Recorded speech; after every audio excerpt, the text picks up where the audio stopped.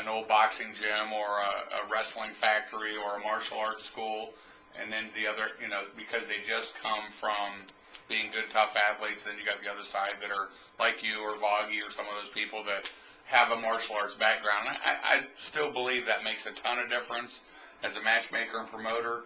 That's the only people I want to deal with. I don't want to deal with the independents. Nothing against them, but I want to be able to talk to Steve and have him tell me about his fighters and know that he's going to put a foot in their ass if they act like an idiot that night. I don't have to worry about that because he has control over his students because they have respect for him. So to me, with the guys that come from the martial arts background, it makes all the difference. Steve, thanks, I appreciate it.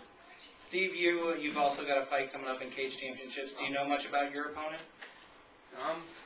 Not really too much. I think he's better on his feet. What? No. You never know. I mean, I'm going in there. I'm confident, but anything can happen. I just want to walk away with a win. I'm training with one of the best guys in St. Louis. I've been to a couple different gyms, and nothing comes close to Berger. Well, that's what it's all about, is preparing.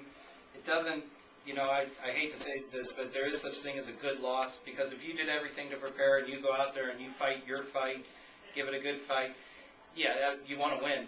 Yeah. But, it's all about the preparedness and then taking it out there and putting it out there and not just doing whatever, but, doing what you learned. Yeah, definitely. I mean, you walk away with a lot from losses. I learned a lot. But it's a lot different too. I mean, you can, like we talked about that before, you can lose in 30 seconds in an MMA fight and walk away unscathed, and it's just because it's not the same as getting your head tore off in a boxing or kickboxing match, and you can still learn from it. I'm a firm believer it's not the win-loss record, especially for the amateurs. It's who you fought and who you beat and who you've learned against in the ring. I'm not too hung up, and I know Andy isn't either, on win or loss records with guys because they evolve and change, And you'll see in my rankings, the guy can be 3-0 or 4-0, and he'll be higher ranked than a guy who's 8-4 because of the people who he's fought, the people who told me he belongs there. It isn't about the records, especially in the amateurs. It's not about the records. Well, I've always been a big believer that you have to be man enough to face your better. Otherwise, how do you know he's your better? So it's one of those things. Hey, if that guy's at the top of the pipe, then that's the guy that I want, because I want to make sure that he is the top. If not, you're gonna make him prove he's the top. That's right. Absolutely right. So. Yeah, you're the king of tough decision losses. Yeah, I've had quite a few. Yeah, but you know what?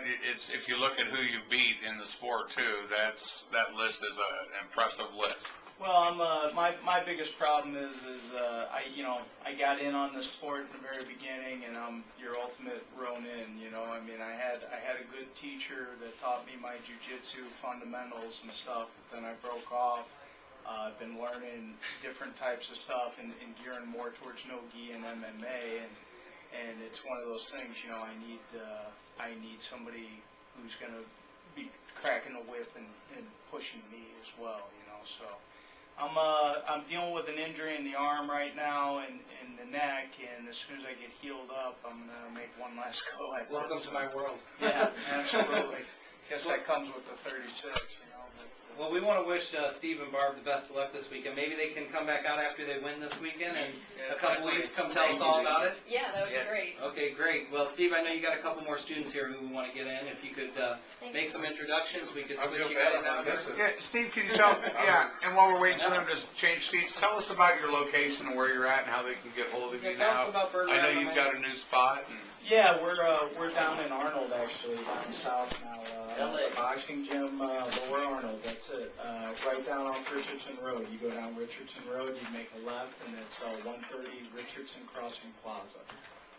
We got, as you mentioned, Kevin Boom Boom Bazada, who's a four-time Golden Glove champion and in the World Boxing Hall of Fame. Myself, Ryan Coins from the Contender down there. Well, you got quite a staff. Yeah, we really do. We just got a boxing ring in there. We got plenty of wrestling mats. We got a heavy bag tree forest, and we're really shaping it up to be quite the MMA training facility. Are you straight MMA, or do you do other things as well? Are people come in, well, maybe like Doug, who just want to train MMA, may or may not want to fight? But are you strictly training fighters? Are you a fighters camp out there, or do you bring Well, the that traditional makes students up, as well? yeah, 90% of my guys really just have no desire to fight. You know, they want to come in, they want to find a different way to work out besides pushing weights and running on a treadmill. And they like the camaraderie, they like to have fun while they're working out. And that's the majority of the base of the students. Now, I have a few that say, hey, I'd like to fight. And those are the guys who, as Jim put it, I put the foot in the ass in, and then we put a little extra time and we get after it. Yeah, because those guys are going to go put their necks on the line. You got to make sure they're prepared. No doubt Absolutely. about it. You know, it's like my dad told me, it's not a sport you can half-ass. I met your dad this weekend, by the way. What a nice guy. He is. Great guy. Probably had a bunch of dumb jokes for you, didn't I ran before he got a chance to. Well, we'll get together sometime because I like dumb jokes. So. Now, I know he? He's got a million. I know the next champion coming up too. You got a young burger out there too. How old is this young guy? He is 3 years old. 3 years old. Can't beat him. Wow. He's a little cutie, yeah. Is he blue belt? Is he blue belt Brazilian Jiu-Jitsu yet? I'll Or? tell you what, he already knows a single leg, you know. Nice. He's always taking dad down. Preschool's got to be hell. You start taking down the other kids. Let's go ahead and introduce your two fighters that you brought with the other two fighters you brought with you. Okay, right here I got Blake Chatham, who is 2-1, just lost a razor-thin decision this weekend. It was a great fight. And Tony Wolf, who is 1-0, and the most dangerous southpaw in the game. Cool. Tony, what weight class you fight now? My first fight was at 185. My next one I plan on dropping to 170. Dang, you're a big 185. Lose Now you're going to be huge 170. I got a little bit of gut on me to lose. I think I'd be a good 170er. And a Blues fan? The Blues, oh yeah. I love Blues. Season ticket. Blues. And My Blake, goal is in the next year or two, if St. Pierre still have it, I want it. there you go. That's my goal.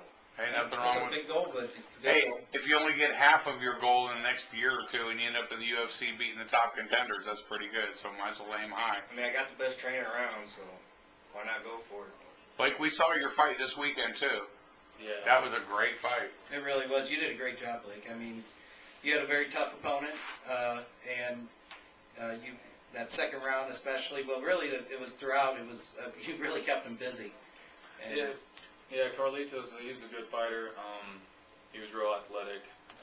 Definitely a tough fight. I didn't come in prepared enough for it. I didn't think though, cardio-wise. But yeah, I tried staying up and banging with him, and it just didn't go my way. So.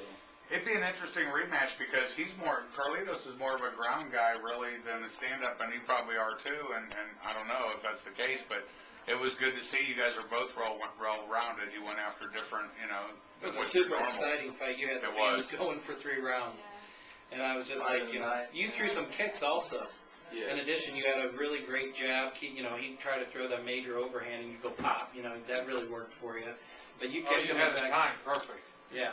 Yeah, I try and work on my kickboxing quite a bit, shadow boxing and anything. Work with Kevin a little bit with the striking, and try and be as well-rounded as possible. I don't have one game, particular part of my game that I like to work on more than the other. I like the whole aspect. So. Probably nice fighting at a big arena this last time too. That's a nice venue. Yeah, that's definitely the biggest one I fought at so far. It was, yeah, it was fun. It was fun to fight at, but I was focused on the fight, so I didn't really pay attention to it too much. Well, if you learn something from it too, I mean, you learn something about, like you just said, your cardio and everything else. So. Oh yeah, I definitely walked away, like you were talking about earlier. Walked away. It probably was a good loss for me in that I've learned quite a bit from it, and I was kind of bummed out a couple days, but get back on the horse and start to get going after it again. I'm really hitting my cardio real hard. Well, it really was close. Steve Knogle's brother, Dave Knogle, came up to me after the fight. He's like, I don't know. And that was before the decision was rendered. So it was a close fight and a really good fight. I really enjoyed it. And we're going to be ranking the 185ers coming up pretty soon. Possibly so. next week we're going to be shooting for the 185ers. Yeah. And you've got a lot of recommendations from around town. It's nice to hear. You definitely have. So tell us about training over at Burger MMA. What do you like about it? What are some of the things you feel that get you ready for your fights that help a lot? Well, definitely Steve's a top-notch guy, knows his stuff. You got any questions, he's always got an answer for you.